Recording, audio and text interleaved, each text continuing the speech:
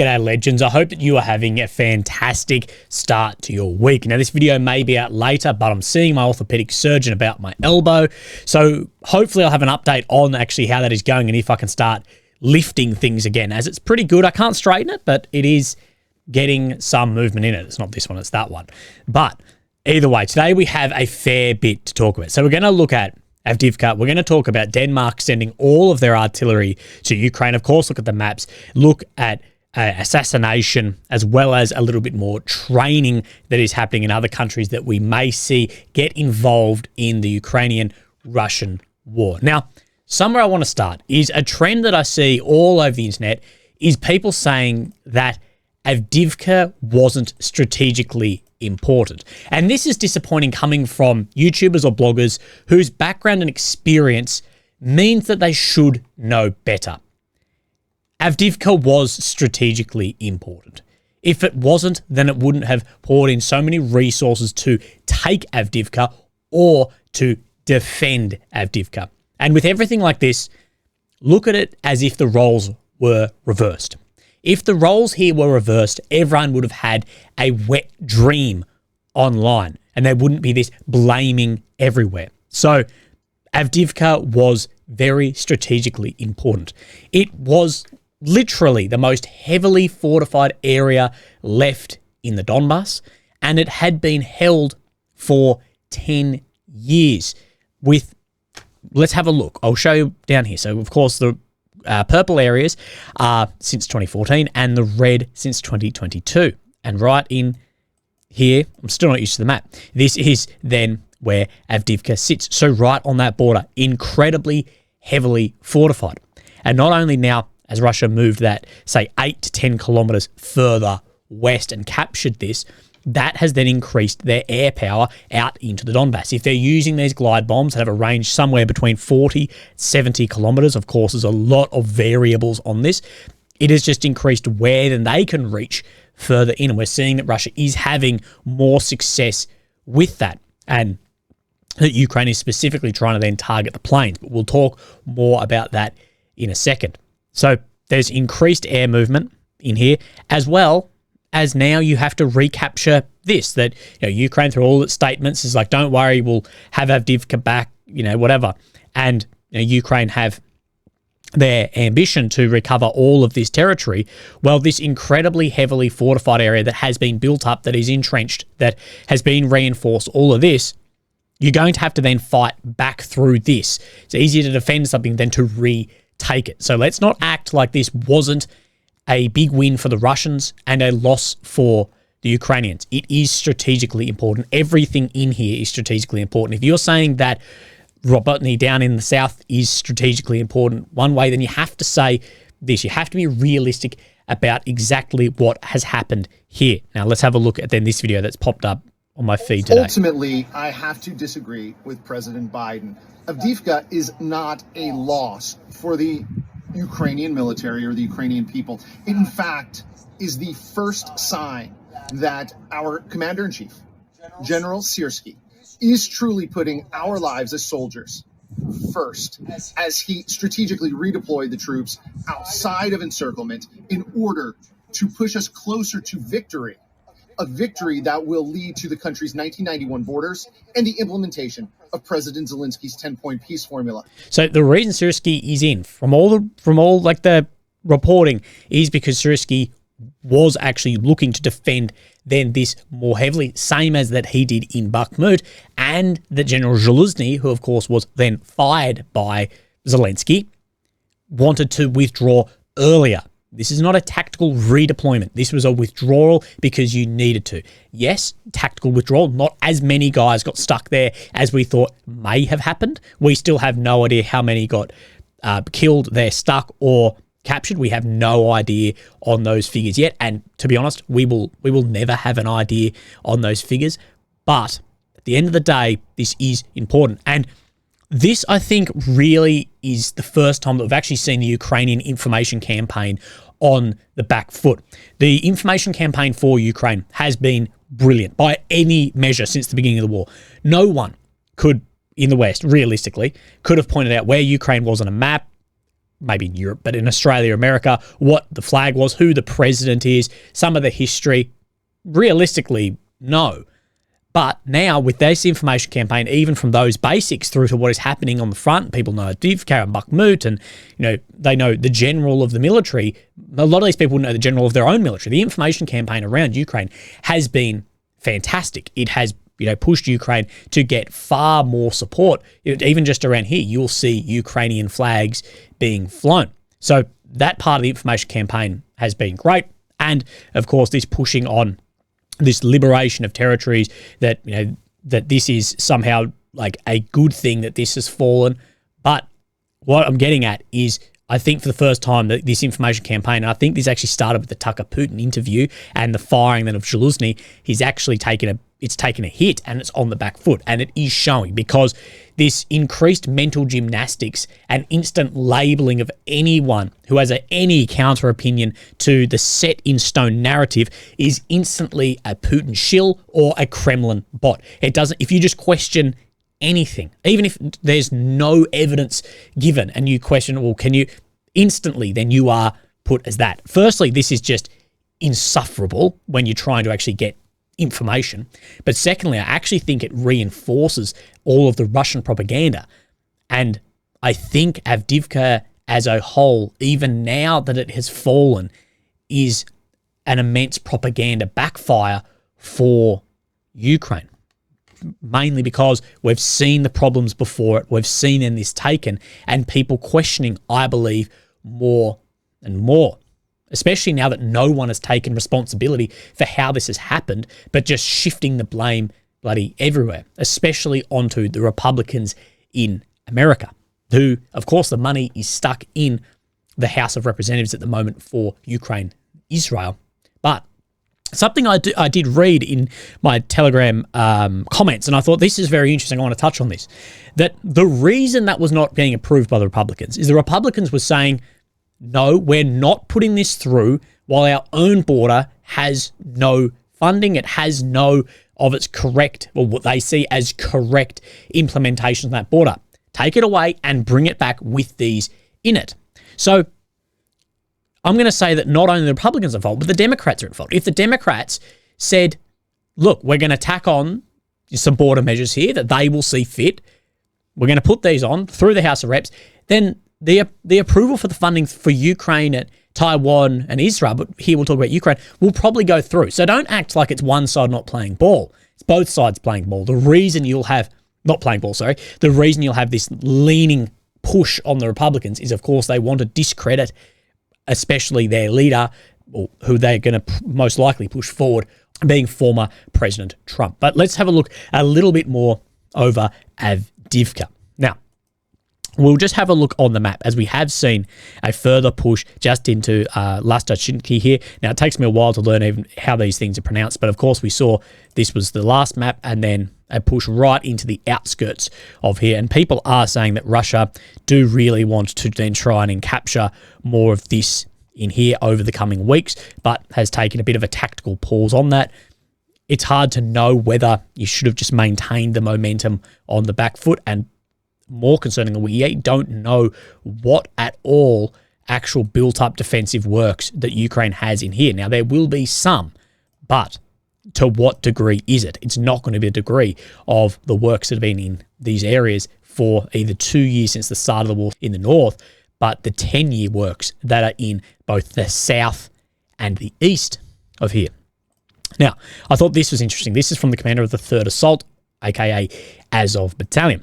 Now we can say that for certain time, some units of the 3rd Assault Squad were completely surrounded in Avdiivka itself, but were able to get out.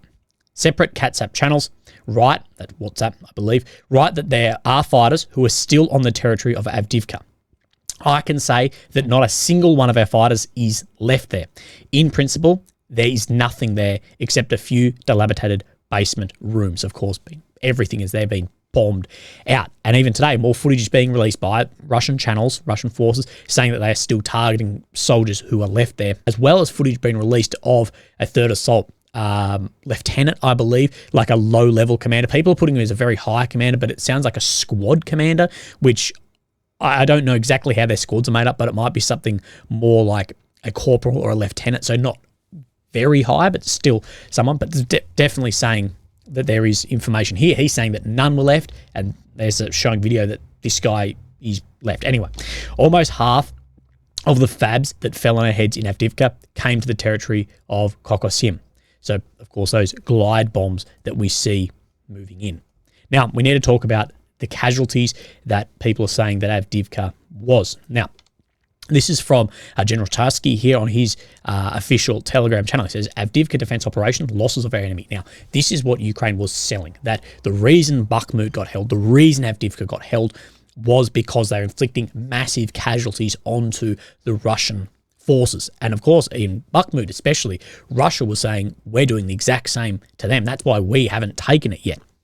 Difficult to know exactly what's happening in such a hard informational space, especially with informational overload. So much comes out that it can be hard to go through the weeds. But in the Avdiivka direction, with the courage, resilience, and heroism, the Ukrainian defenders inflicted huge losses on the enemy and destroyed a significant reserve of the Russian occupiers, which they plan to use in other areas of the front for offensive actions.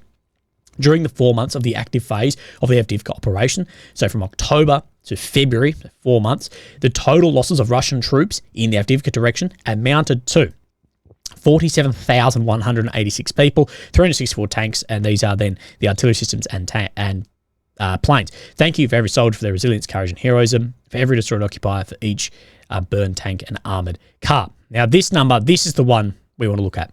This is a very, very high number at almost 50,000. Now, of course, myself, I doubt any figure. I don't care whose mouth it's coming from, even if it was coming from my own mouth. I don't believe any figure of losses, casualties in here. Because is this KIA? Does this include MIA, KIA wounded in action? How does this number get made up, and how down to the single figures is this? It would be almost impossible to know. But I think that is very, very high. Of course, Ukraine is celebrating that over 400,000 Russians have been killed on their territory. That's what their claim is. Media Zone have this. So Media Zone, this was released only on the 15th. So they're saying that the full count is 44,654 by publicly available data. This is the same way that tanks and things get added up for, for Oryx. Media Zone, in collaboration with BBC News Russia, service in it and a team of volunteers, continues gathering information on the Russian military casualties in Ukraine. The figures we provide are sourced from publicly available information, including social media posts from family members, local coverage, and official statements from authorities. So if Willie dies in combat and my mum posts my son died, then yep, they count that there, confirmed death, and that they're at 44,000. So less than that General Tarsky is saying that was lost just in Avdiivka alone, and just under a tenth of what Ukraine is saying as their official casualty number of all the Russian forces. So you can see that we're growing this very, very wide band of where the casualties could be. However, these figures represent only a partial account and do not reflect the full extent of the casualties. Of course, some people may not post if I'm not liked. The actual death toll is likely significantly higher, I would agree. A joint data investigation by Media Zone and this, by the end of May, approximately 47,000 under the age of 50. So horrific numbers of men being killed from Ukraine, from Russia in this war. But people ask me all the time about what do I think the numbers are. Well, somewhere between 44,000 and 400,000 overall.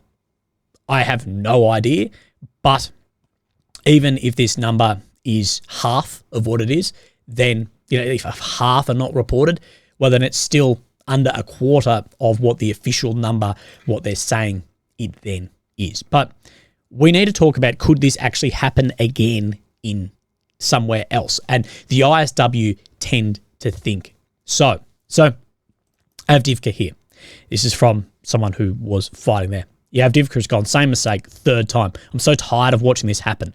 Avdiivka, don't worry about this. It's just my thing because I had to delay another post.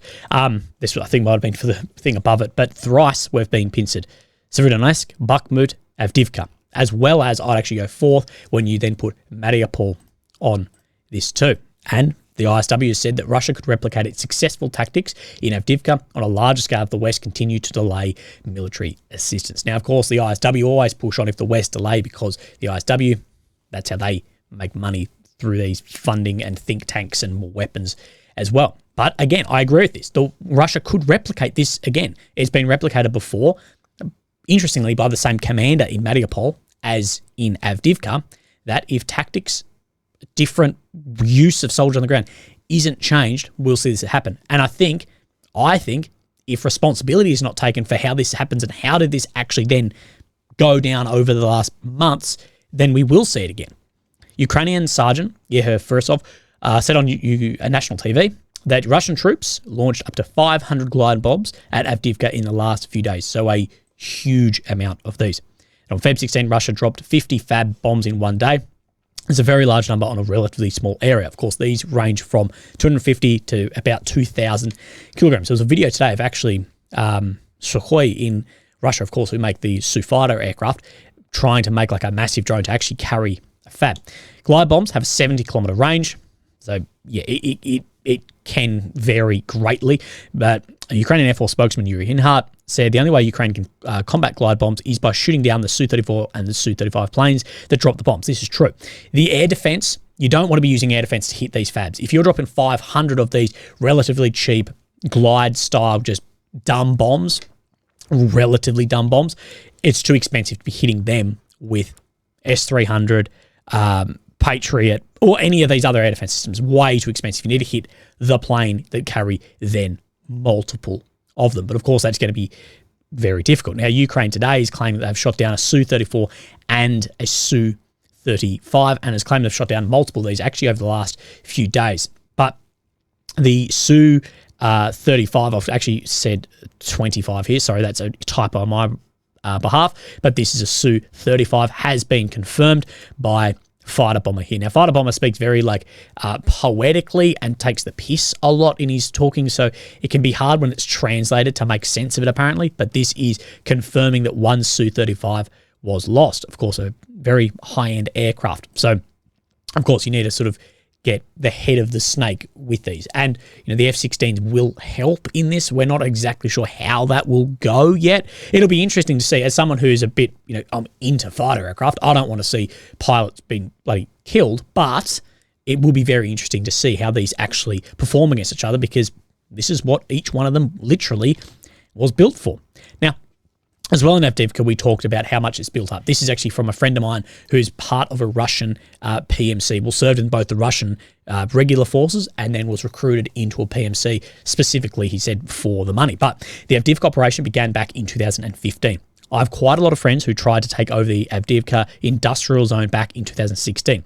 Then they fought as part of the partisan formations. So, of course, you're talking DPR. They had neither aviation nor armoured vehicles nor massive artillery support, and had then that subsequent failure of that, and especially now with the aviation. The aviation is one of the main reasons we saw this fall. It's actually the first time we've seen Russian aviation really actually working well in combined arms with the ground movements as well. You need to give credit where credit's due, and if you don't do this, if you don't say that actually worked, then you'll never actually have the humility to say this failed for us, that worked for them, we need to combat this and that. This can't happen again.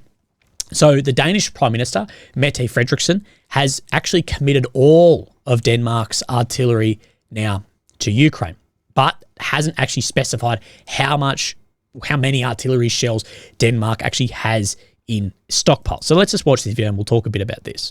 But if you ask the Ukrainians, they are asking us for ammunition now, artillery now. From the Danish side, we know the biggest shortage Ukraine has right now is shells for artillery pieces, but also artillery pieces getting damaged and barrel wear as well. So there's a struggle there too. We decided to donate our entire artillery. And I'm sorry to say, friends, there are still ammunition in stock in Europe.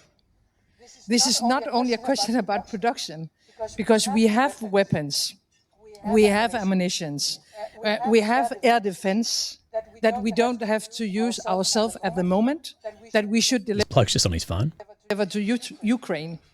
So, yes. So, that more is going in, more artillery being forward into Ukraine. Now, we have no idea on amount. Now, Realistically, how many rounds does Ukraine need a day? Probably somewhere between 8 and 20,000. At the peak, Ukraine was firing about 8,000. Russia has been some days more at that 20,000. I know these seem like unbelievable numbers, but it's an incredibly long front line that is stagnant, basically, for the majority of the front line. There are areas moving, yes, but the majority of it is stagnant, and it is really an artillery war. Even though we see the savageness and the usefulness of drones, at the end of the day, the artillery is still the number one killer of vehicles and people here.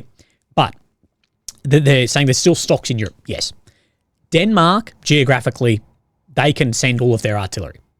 Same as we've seen these other, say, Baltic states sending a more percentage of their stuff than others. But countries like Germany, France, Poland, they can't just send all of their artillery. Australia, America, we just can't send all of our artillery. It's very based on geographically where you are and the subsequent then power that has outwardly as well. Within NATO, yeah, okay, Denmark can send it. It'll be defended because they have to cross 5 countries before someone were to get to Denmark.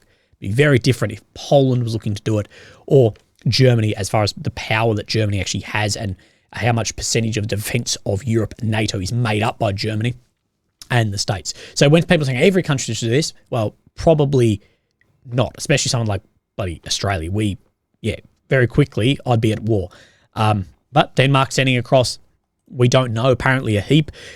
We know that Czech as well said that they have found a lot of shells they want to send. Apparently most of those shells are actually sitting within Turkey. And of course there is a rift between Ankara, the Kremlin, Ankara, the rest of NATO as well. So we're not exactly sure on what will actually be further happening there as well. Now, something I do want to point out is where there is a shitload of ammo right on the border of Ukraine. So, of course, this is Ukraine here, capital of Kyiv. This is Moldova. Now, this red area here is Transnistria.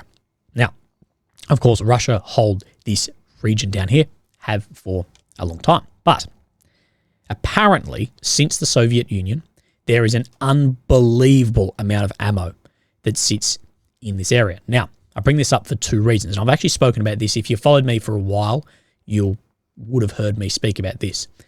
That could Russia try and somehow bridge this gap in here through Odessa, and of course have a pincer somewhat in Kherson and from Transnistria here, and cut off Odessa. Because if Russia really want to hold Ukraine long term, they need Odessa. They need to stop those drone boats going out into the Black Sea, targeting their ships. That if Russia really want to have strategic tactical success over Ukraine, this has to be done at some point. We spoke actually about this because we said last year when Russia was having a lot of ammo shortages, could they somehow try and unlock this? People have speculated as well, how heavily defended actually is this? Could Ukraine have their own sort of smaller invasion here and try and unlock some of that ammunition? As we do know, there is pushback as well from Moldova into this independent area of Transnistria here as well. Very interesting. People have talked about Kaliningrad as well, but that's a different story as well. So I don't think that there will be a push from Ukraine into here, but we don't know. Could there be some unlocking? Could there be some unlocking this way in? We don't know. We don't know what happens when things get really desperate. Or could Russia try and make use of this as well in that pincer movement? Now, something that I maybe moved on a little bit quickly, but it was just wrong in my notes, but we want to talk about executions. And there are many reports of executions happening in Avdiivka. With the main bit of footage that I have seen from the drone looking down, to me, that footage is not yet beyond reasonable doubt that you could have reasonable doubt of what actually happened on the ground there. It is hard. I know it is. Same with if you've seen the Australian footage of do you want me to drop this C word? It is hard looking from there at exactly what is happening. You can't see hands. You can't see movements. You can't hear what is said. I'm not saying that it didn't happen. I think that situation definitely needs further inquiry, investigation of what happened there with these guys. Of course it does. It absolutely should. But just very sadly, and it upsets me when I think about it all the time, executing soldiers via drones specifically, and then by weapons, has become something we see basically daily in this war. And there is little to no, I won't even say little, there is no accountability for this happening. It is disgusting. And neither Ukraine or Russia is doing anything to actually self-police the actions of these soldiers than their commanders of what is happening here on the ground. And that is needed from allied countries of Russia and Ukraine should also be self-policing this. If Russia has had this, Russia should be the ones investigating these guys, and other countries who are in their sphere should also be going, hey, this. And then when we see the videos of Ukrainian drones dropping grenades or whatever on unarmed guys trying to surrender, Ukraine's allies, which is us, should be self-policing, going, that's not kosher either. We understand you're in a war. We understand the ethical morality issues of what has gone on. We understand this is an illegal invasion. But at the end of the day, we can't have this. We need to self-police and then police outwardly. If we can't self-police, how can you have any sphere of influence outside as well? Now, speaking of executions, there was then another one today, which I can't remember what I said back in my video, but I think I said, mate, I wouldn't have my face all over the television of this bloke. So this bloke, Maxim Kuzminov, of course, is the one that took the Russian Mi-8 helicopter. He was a helicopter pilot with spare parts for fighter aircraft, as well as other Russian military servicemen inside, flew into Kharkiv. And this was a few month-long operation set up by the SBU in Ukraine, and they gave him $500,000 in Ukrainian hryvnia. Oh, sorry, $500,000 in Ukrainian hryvnia, and citizenship for him and his family. Of course, when he landed, then the other two guys with him were killed. Anyway, well, today, that in Spain, apparently he's been shot at least 5 times and killed. Now, this really doesn't surprise me. We've seen things like this happen before. And with this, one thing I will say, it's one thing surrendering, defecting, go for your life. You know, I get it, especially if you're a Russian lad who's like, I don't want to be part of this, you know, go across. There are routes to then do this. But as a soldier, as someone who's served, getting your brothers in arms killed, that's where I think the backfire for this has been from Russia. That you have not only defected yourself in the aircraft, that's one thing, but then these guys unknowingly then have been killed exactly from your actions. And, you know, you even see this. There's a level of respect, I guess, between your comrades. Even when, you say in Afghanistan or Iraq, when you'll see terrorist groups, at least when they abandon their guys, you're like, that's not fucking kosher. And respect even for the enemy when they don't abandon their men. So I think that's one of the main reasons he got hit. It wasn't just him going across or the helicopter, was you've done this to your other brothers, your other comrades as well. And with incidents like this, I actually think there's an ongoing risk far beyond the borders of this war and the time frame of this war. This war may have a year or so left, but I think this will go for decades, as we've seen Russian operatives take out, say, this guy. And I've had stories from friends of mine who have fought in Ukraine, who have been public on social media and whatever, who have been followed in other countries as well.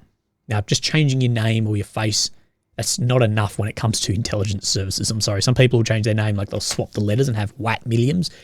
These are intelligence services. And I think this will go both ways. We'll see targeting from Russia outward, and we've definitely seen targeting from Ukraine outwards as well. We saw Ukraine intelligence officers take out their own negotiator very early in the war, that he was killed and dumped in Kyiv, as well as we've seen Ukrainian intelligence services also targeting soldiers, Wagner PMC guys in Africa. And I've no doubt that we're going to see more and more of this, especially with how public some of these soldiers and propagandists actually then are online. And I've had many threats against me and people warning me of things like this as well. So I might just note here that I'll never kill myself. Either the tumour's going to get me or that's about it. But yeah, it is something I see far beyond this war, that I've spoken to my mates. I've gone, look, I think you need to be very careful of where you go. Like, and this was done in Spain. It's not the first time I've seen Russia cross borders and do things like this with a level of plausible deniability. There's lots of fanatics out there. Now, speaking of crossing borders, more footage is coming out more and more. I'd just like to touch on this in case we do see this opening up of this on Grey Zone, which is, of course, the Wagner PMC channel. And this basically just says more training of Belarus, more training of Belarusian soldiers in Belarus by Wagner PMC. And we then see footage here, of course, we know it's recent because of the snow, but in defensive works with a soldier moving up here and then having further training. Now, yeah, this may be sloppy, but we don't know at which part this training is actually taking place to come out of these pits and do some level of like sweeping clearing up here. But at the end of the day, they are increasing their training in Belarus, and I don't know whether we would ever see something open up in the north of Ukraine. This would be very, very difficult if then the front line opened up by another, let's say with things, say 800 kilometers as it's coming in and out. That would be very, very difficult. Of course, making use of the soldiers and those based in Belarus, as well as the aircraft that can cross in here as well. Now, let's then have a look at the maps, as we do have some interesting map updates. Basically, on the same day that Avdiivka then fell and was taken, we did see that Russia had a assault into Robotny as well in here. Now, my take on all of this is that Russia is trying to regain the Surovikin line, that these defensive works that were built up last year before to defend against Ukraine's then infamous counter-offensive. So we see this push right in here on the east of Robotny, as well as we see an increase on the Grey Zone just near Novopokrovka in here. But I believe, because we know that these works, this basically links up like this.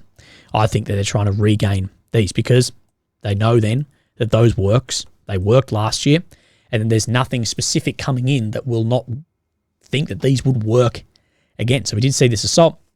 Of course, everyone's talking about some of the vehicles in here were T-55 tanks. At the end of the day, a T-55, yeah, is an old shitty tank. It's not going to stand up to an Abrams, but we're not seeing the Abrams or Leopards or Challengers on the front line. And a T-series old tank like that, it's cheap. Russia's probably got a shitload of them. And it's still a bloody problem if you are an infantry guy on the ground. Like, myself being infantry, I don't want to see anything beyond another soldier. I don't want to see a Hilux with a 50 caliber. That's a problem straight off the bat. Now, let's have a look at Robotny here from Suryak. Sorry, move this across. So, yeah, look, same sort of area. Saying a little bit more ground on the west here, which isn't shown.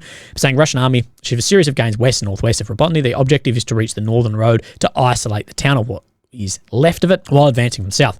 On the other hand, Russian troops managed to advance west of Verbove in order to drive the Ukrainian army from the outskirts of the locality. So, basically trying to push in here somewhere to cut off this northern road, and of course then pushing to the west of Verbove to cut off this area in here. And like I said, I believe to try and regain those defensive works that had been built and dug in. We have a second update here. Doesn't show really any changes, but Russian army advanced west of Robotny, reaching the first ruins of the locality. Meanwhile, artillery continues shelling the southern trenches as Ukrainian army is still in control over some positions there. Moreover, clashes between Russia and Ukrainian forces continue northwest of Robotny and west of Verbove. So basically where we see these arrows is where there is some fighting, and you can see actually better here where that defensive work is being built. Now, we're just going to move to the west here a little bit. Now, there is no change actually shown in Zvitny Urzani here on the map, I believe. No. But we have this from Suryak. So, let's move it just so you can get a better idea. So we have Kremenchuk here at Novodonetsky. So it's just in this region. Russian army advanced west and southwest of Novodonetsky, taking control over positions previously lost during the last summer counter-offensive. So again, trying to regain more positions. It won't show some of the fortifications in here, but you can see little bits and pieces, but trying to regain those because, look, they know what's coming. There's going to be that offensive happening again, and we're not sure what the outcome of this will be, but it will be interesting. Now, we come here, Polbita, Madiinka. What we do know, Russia is trying to get Novomylivka. From map updates, we know that this is probably closed off in here. It's grey, but it's probably red. That they're trying to cut more down and get Novomylivka in here in like a smaller pincer maneuver. And then there has been a lot of pushing down this road down to the southwest. So let's have a look on this. That situation southwest of Donetsk City, after the recent advances at the eastern outskirts of Pobeda a week ago, Russian army took control over the eastern farms and entered in the settlement where clashes with Ukrainian army are currently taking place. So they have reached, they're saying, in the settlement itself, saying that there is fighting going on inside of here. So looking more like this, apparently. Now, it's hard with these maps because Syriac is, I actually think, more than often correct, and these maps sometimes takes a few days to catch up, but it does do vice versa as well. But legends, that is all I have for you today. If you'd like to support me, links down below. But as well, thank you for all the support over my channel the last couple of days, and all the hate too. That actually helps the algorithm. Look after yourselves. I'll see you soon. Bye-bye.